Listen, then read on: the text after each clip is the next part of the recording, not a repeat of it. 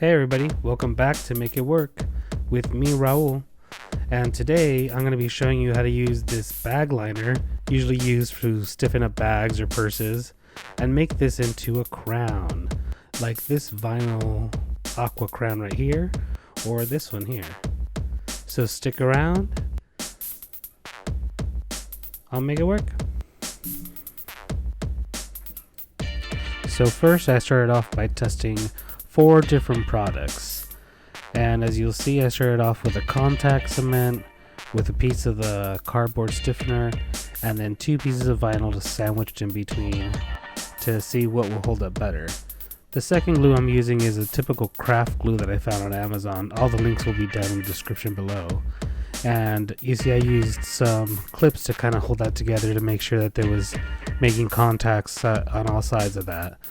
The third was a leather glue that's also used for vinyl for bag making and things like that. And you'll see me swabbing that on and doing the same thing, just using the little clips to hold it in place. And the last was E6000, but that ended up being a horrible idea, so I didn't even include that. So after everything was done, the 2 pieces that came out best were the contact cement and the craft glue. This is me testing out the contact cement after it's being sewn on all sides. This will be the craft glue one and then sewn. And this was the winner, and this is what I would recommend to do on your project if you try to replicate this. Alright, now that we got all that testing out of the way, we can trace out our pattern. And we're going to make sure that we measure our head first. Make sure this fits. Once you're done with that, make sure that you're very careful with your pattern. You want to make sure that's not too sharp, but that it has the form that you want. We're going to cover everything with the glue, but I'm putting more than enough because we do want some spill out onto the fabric because we want to make sure that it adheres and that it closes all the seams. So a little bit of excess is okay, especially during this step because we're going to wipe everything. Once you have both your fabrics put down, make sure you go through it and make sure you squeeze all the excess glue out and make sure that you have a nice flat surface on both sides. Don't worry about any of the glue spilling out, just go ahead and clean that up and make sure that the fabric is wiped clean.